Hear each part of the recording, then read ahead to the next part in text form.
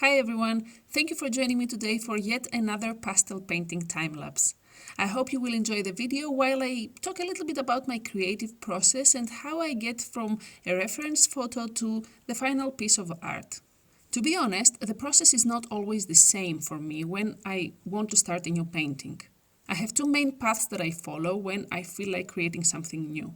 The first one happens when a new idea for a painting comes in my mind at a random moment, maybe when I'm creating something else or when I'm doing something completely irrelevant. I tend to write down those ideas so that I have a folder of them, something to go and look when I feel like I'm not very creative and I can't come up with new ideas. If that happens, I let the idea sink in a little bit. I try to process how I would go about creating something like that.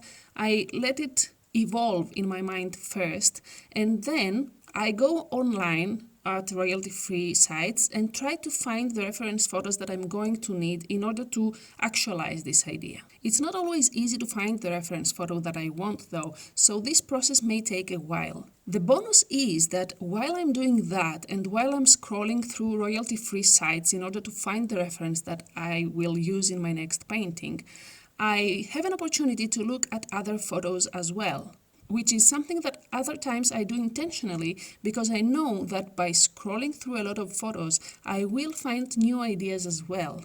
So whether I'm scrolling in order to find a reference for something and I just bump into something different, or I'm out of ideas and I just go to a royalty-free site and scroll through the photos, I always find interesting photos to save in my PC and visit back when I want to find something new to create. Scrolling through these photos, especially if I have filtered them and downloaded only the ones that I find interesting initially, is a very good way for my brain to start up and warm up and come up with interesting ideas that I wouldn't have thought otherwise. So sometimes when I'm trying to find something for one painting, I come up with an idea for a new painting. Or if I, as I said, run out of ideas, I just scroll through a bunch of photos and come up with new ideas because the references are very good. This specific painting fell into the second category of creativity for me. I was out of ideas, I didn't know what to paint next, so I decided to visit Unsplash for the first time. I had never visited this specific royalty-free site, so I decided to sit down for a couple of hours, scroll through the animal photos because that was what I was interested in, and I would just download the photos that seemed interesting to me. While doing this process, I know that some of them click better than others, so I keep those in mind separately. Once I'm done with this process and I have downloaded a bunch of photographs, I just save them in my PC and revisit the ones that stood out. And this was one of them. I immediately fell in love with these two little guys and I knew I wanted to paint this photograph. I just knew that I also didn't want it to look completely realistic. I didn't want to copy the photograph exactly. I have explained a while ago why I stopped copying photographs exactly and why I stopped doing realism, but I wanted to take these two guys and turn it into something a little bit more magical, a bit more fantasy than it initially was. It wasn't hard to come up with a new idea because lately I have been sketching a lot of mushrooms in my sketchbook, so naturally the first thing that came to mind was to replace the plants that were in the initial photo with mushrooms. They also had a very similar shape, so it was a very easy decision to make. It fitted the idea of the atmosphere I had in mind, and it wasn't very hard to implement, so it was actually perfect. Which also made me realize how important sketching is. I would never sit down and make a mushroom painting, but when I'm sketching, I just find random pictures and draw them, and that creates a mental library for the future for me.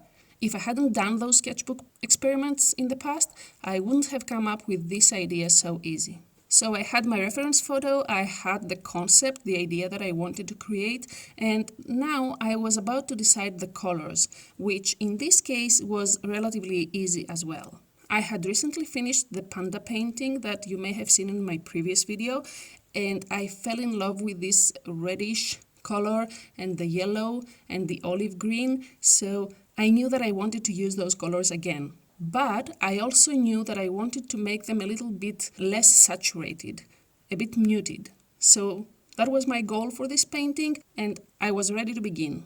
Obviously, this process is not always that easy. In this painting, it looked a lot easier than it usually is. Most often than not, I end up picking something that wouldn't fit the painting, picking a wrong color, or doing something that I didn't intend to do, or I have something in my mind that I can't put on paper. I don't stop when that happens, I just adjust my way of thinking and keep on with the painting, but I end up with a different result than the one I initially had in mind. I think that's okay though. It's adjusting to the circumstances and coming up with new ideas while the painting is still in progress. I wish I was able to always put my thoughts on paper, but that's not the case for me, so I just move on with what I currently have. Anyways, I think that was it about my process generally, and I hope it was a little bit helpful for you to maybe find new inspiration and new ideas to paint. I would love to hear your stories in the comments and to maybe get new ideas on how to be more creative and come up with new paintings.